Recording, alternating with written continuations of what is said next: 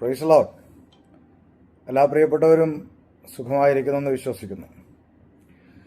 ഞാൻ വളരെ പെട്ടെന്നൊരു ചെറിയ കാര്യം നിങ്ങളോട് പറയുവാനായിട്ടാണ് ഈ വീഡിയോ ചെയ്യുന്നത്. ഞാൻ ഇന്ന് സോഷ്യൽ മീഡിയയിൽ നോക്കുമ്പോൾ ഒരു പ്രത്യേക പ്രവചനം ശ്രദ്ധയിൽപ്പെട്ടു.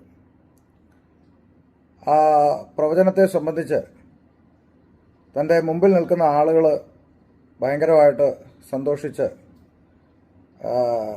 ആനന്ദിക്കുന്നതൊക്കെ കണ്ടു. ഞാൻ ആ വീഡിയോ അതിൻ്റെ പ്രസക്ത ഭാഗം ഒന്ന് കാണിക്കാം. 1, 2, 3 റോഡ് കാണിക്കുന്നു. ഈ രണ്ടാമത്തെ റോഡിൽ കൂടാണോ നിങ്ങളുടെ വീട്ടിലോട്ട് പോകേണ്ടത്? അതെ അതെ, കറക്റ്റാ. അതെ. ഞാനും ഒരു ദൈവ ദൂതനും കൂടെ നിങ്ങളുടെ വീട്ടിലോട്ട് വരാൻ പോവാം. ദൈവാസനെ പൊടിമറ്റം കർത്താവ് എന്നെ കാണിക്കുന്ന രണ്ടാമത്തെ വഴി കൂടെ റബ്ബറും തോട്ടമാണ് കാണിക്കുന്നത്. റബ്ബറും തോട്ടം, മുഴുവൻ റബ്ബറും തോട്ടം. ഈ റബ്ബറും തോട്ടം കയറി ഒരു കോൺക്രീറ്റ് ഇട്ട റോഡ് ദൈവം എന്നെ കാണിക്കുന്നു. നിങ്ങളുടെ വീട്ടിലോട്ടുള്ള വഴിയാണ് ഈ കോൺക്രീറ്റ് ഇട്ട റോഡ്.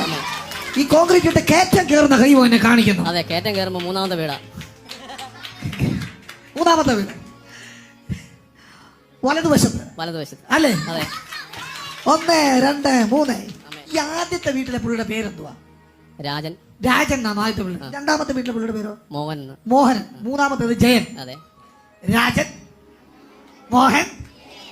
എന്താടാ ഇത്? എന്താ മാതിരി കണ്ടല്ലോ.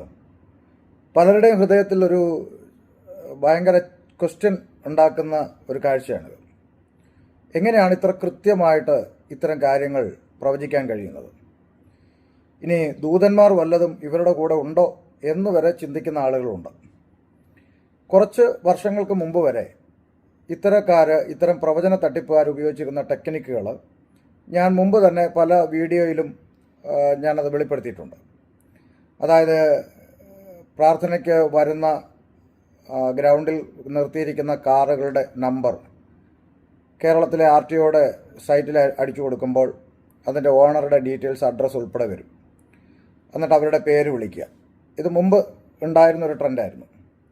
കൂടാതെ ഈ പുതുതായിട്ട് ആരാധനയ്ക്ക് വരുന്ന ആളുകളുടെ ഇടത്തും വലത്തും ഈ കമ്പനിക്കാരൻ്റെ തന്നെ, അതായത് ഈ പ്രവചന തട്ടിപ്പുകാരൻ്റെ തന്നെ ആളുകൾ പോയി ഇടത്തും വലത്തും ഇരിക്കും.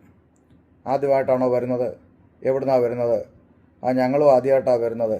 ഈ പാസ്റ്റിനെക്കുറിച്ച് ഒത്തിരി കേട്ടിട്ടുണ്ട്. എന്താ നിങ്ങളുടെ പ്രശ്നം എന്നൊക്കെ ചോദിച്ച് അവരുടെ വിഷയങ്ങൾ സൂത്രത്തിൽ കൈക്കലാക്കുക. എന്നിട്ട് അത് മെസ്സേജ് വഴി വാട്സപ്പിലോ ഈ പ്രസംഗകൻ്റെ ടാബിലേക്കോ അയച്ചു കൊടുക്കുക. പ്രസംഗകൻ ആ പേര് സ്റ്റേജിൽ നിന്ന് ആത്മാവിൽ വിളിക്കുക. ഇതൊക്കെ മുമ്പിലിരിക്കുന്നവരെ ഞെട്ടിക്കുന്ന പഴയ തന്ത്രങ്ങളായിരുന്നു. പിന്നെ മറ്റൊരു തന്ത്രമുണ്ട്.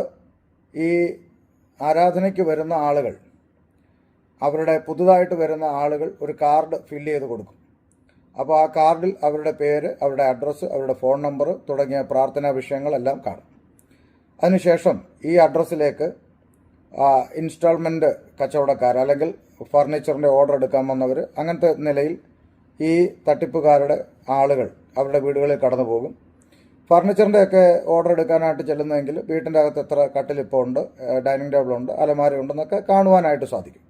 ഈ വിവരങ്ങളൊക്കെ കൊടുക്കുക. അപ്പോൾ ഇതൊക്കെ നമ്മളെപ്പോലുള്ള ആളുകൾ പലപ്പോഴും വെളിപ്പെടുത്തി ആളുകളെ ബോധവാന്മാരാക്കിയത് കൊണ്ട് ഇത്തരം തട്ടിപ്പുകളൊക്കെ ഏൽക്കാതെ വന്നപ്പോൾ ഇപ്പോൾ 2026 ഈ 25-26 കടന്നപ്പോഴുണ്ടായിരിക്കുന്ന പുതിയ ഒരു ട്രെൻഡാണ് ഈ വീട്ടിലേക്കുള്ള വഴി കൃത്യമായി പ്രവചിക്കുക എന്നുള്ളത്. അപ്പോൾ ഈ കാലം മാറിയതൊന്നും ഈ മുമ്പിലിരുന്ന് കൈയടിക്കുന്ന ആളുകൾ അറിയുന്നില്ല. ഈ കാലം മാറുന്നതനുസരിച്ചും ടെക്നോളജി മാറുന്നതനുസരിച്ചും ഈ കള്ളന്മാരെല്ലാം അപ്ഡേറ്റഡ് ആണ്.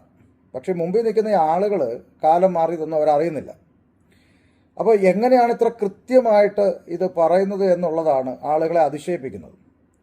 അപ്പോൾ ഇതെങ്ങനെ സാധിക്കും എന്നുള്ളത് കൂടെ ഞാൻ നിങ്ങൾക്ക് ഈ വീഡിയോയിൽ ജസ്റ്റ് ഒന്ന് കാണിച്ചു തരാം. നിങ്ങളൊന്ന് ശ്രദ്ധിക്കുക. ഇപ്പോൾ നമ്മൾ ഈ ഗൂഗിൾ മാപ്പ് ഓപ്പൺ ചെയ്യുന്നു.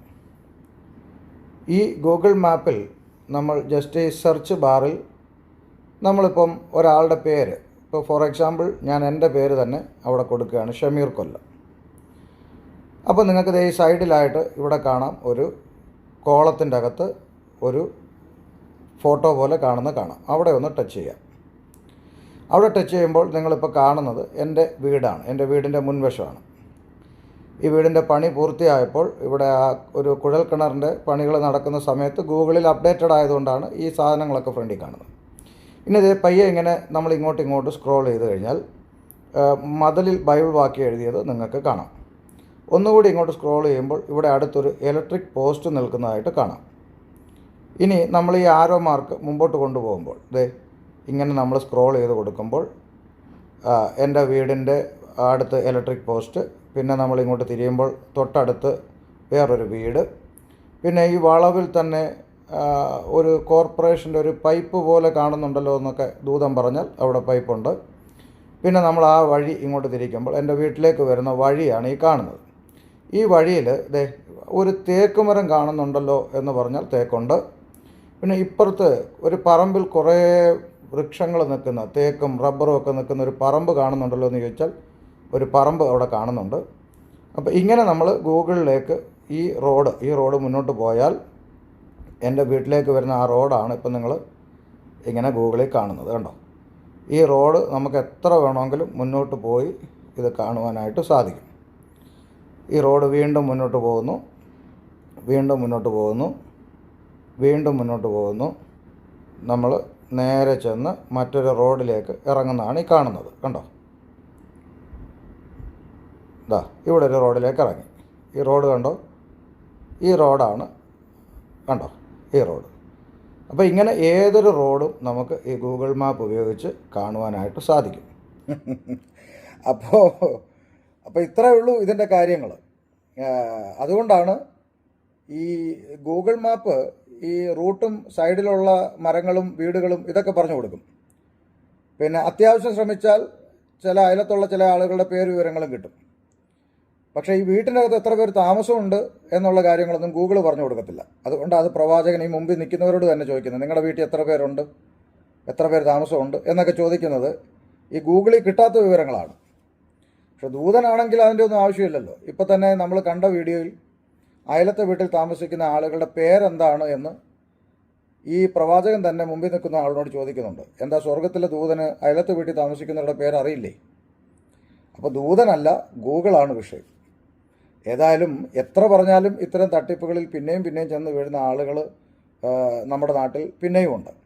അപ്പോൾ ഈ പറ്റിക്കപ്പെടാൻ ആളുകൾ ഉള്ളിടത്തോളം കാലം പറ്റിക്കുന്നവർ ഇങ്ങനെ കൂടിക്കൊണ്ടേയിരിക്കും. ഇത് കാലങ്ങളായി പറഞ്ഞുകൊണ്ടേയിരിക്കുന്നു എന്ന് മാത്രമേ ഉള്ളൂ. ഓക്കെ, ശുഭദിനം നേരുന്നു.